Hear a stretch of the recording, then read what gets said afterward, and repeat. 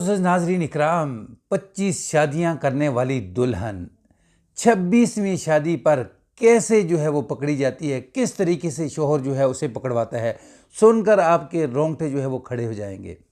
अस्सलाम वालेकुम रहमतुल्लाहि व बरकातुहू। मेरे मोअज़्ज़ज़ नाज़रीन इकराम, मकान वो सड़क के ऊपर हो तो उसकी बड़ी कीमत होती है, खेत किसी सड़क के ऊपर हो तो उसकी बड़ी कीमत होती है, दुकान किसी सड़क पे हो बड़ी कीमत होती है, लेकिन बंदा सड़क पे हो तो उसकी कोई कीमत नहीं होती। नाज़रीन इकराम, एक खूबसूरत पढ़ी लिखी नौजवान लड़की पढ़ने के बाद वो जॉब करती है, जॉब करके वो कुछ पैसे हासिल करती है और ज़ेवरात बनाती है। फिर उसके बाद शादी हो जाती है। शादी के ठीक हफ्ते बाद उसका शौहर इसकी रकम, इसका ज़ेवर लूट कर फ़रार हो जाता है। बहुत परेशान होती है, रोती है, पीटती है, लेकिन आखिरकार सोचती है कि ये तो बिज़नेस ही बड़ा मुनाफे का है, क्यों ना मैं भी इस तरह का काम शुरू कर लूँ। तो वो भी यही काम शुरू करती है। यके बाद लगातार वो 24 शादियाँ करती है। 24 शादियाँ, किसी शादी के अंदर वो पकड़ी नहीं जाती। शादी के बाद सिर्फ हफ्ता वो अपने शौहर के साथ गुजारती है, रफू चक्कर हो जाती है। 25वीं शादी जब करती है, पता चलता है कि इस बीबी ने तो तकरीबन 24 शादियां पहले कर रखी हैं, ये 25वीं शादी थी। तो नाजरीन, फिर पुलिस वो हरकत में आती है। एक नौजवान वो तैयार करती है अपनी पुलिस में से, जो खूबसूरत भी होता है, पैसे वाला भी होता है।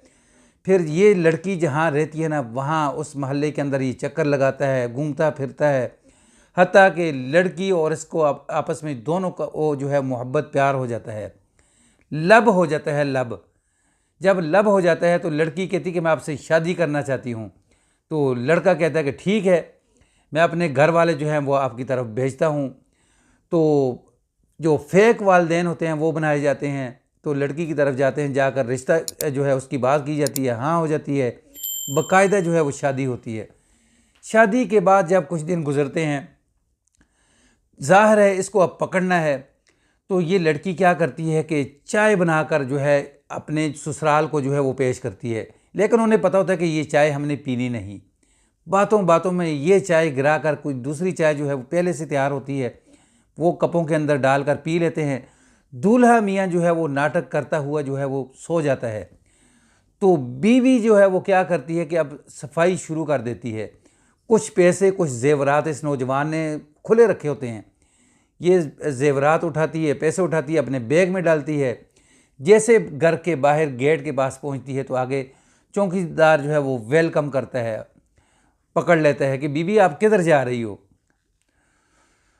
जब पकड़ लेता है तो शोहर भी आ जाता है, उसके जो वालदैन होते हैं फेक, वो सारे आ जाते हैं। पकड़कर इसको सीधा थाने ले जाते हैं। तो वहाँ जाकर इससे पूछते हैं कि आपने ये कैसे मैनेज किया है कि नात जो अपने निकाह खां हैं वो कहाँ से आपने यानी तैयार किए हैं, फिर आपके जो गवाह होते हैं ये कैसे तैयार होते थे। नाजरीन, ये सब कुछ पुलिस पूछती है। फिर उसके बाद वो बताती है कि असल में मेरे साथ ये हुआ था कि मेरे वालदैन नहीं थे, ना मेरा कोई बहन ना कोई भाई, मैं बिल्कुल अकेली थी। तो बड़ी मुश्किल से मैं जॉब करके पैसे कमाए, ज़ेवरात बनाया, शादी की। शादी के ठीक हफ्ते के अंदर अंदर मेरा जो शौहर था वो भी पुलिस वाला ही था, वो भी ठगों का बाप था। वो मुझे ठग कर वो फ़रार हो गया, मुझे आज तक वो भी ना मिला। फिर उसके बाद मैंने सोचा कि ये तो बिज़नेस ही बड़ा वो मुनाफा बख्श है, इसके अंदर पैसा ही पैसा है। तो मैंने भी ये कारोबार शुरू कर लिया। तो मुझे फिर उस वक़्त ही पता चला जब मैं गेट से ये लेकर सब कुछ बाहर निकल रही थी, चौकीदार ने मुझे पकड़ा, तो मैंने कहा कि ये तो जाल था, मैं फंस गई। तो अब पुलिस ने फिर क्या किया, जिन जिन लोगों ने इसके ख़िलाफ़ वो दरख्वास्त दी थी, तो पुलिस ने यानी उनको बुलाकर उनका ज़ेवर या उनकी जो रकम थी वो देनी शुरू कर दी। नाजरीन, बच के रहे आप भी इस तरह के रिश्तों से, इस तरह की खूबसूरती से। वाकई स्टोरी अगर पसंद आए तो इसको आगे शेयर कर दें, चैनल पर नहीं हो तो इसको सब्सक्राइब कर दें, बेल के बटन को दबा के रखें ताकि आने वाले इस तरह के मज़ेदार वाक़यात आपको मिलते रहें। अस्सलाम वालेकुम रहमतुल्लाह।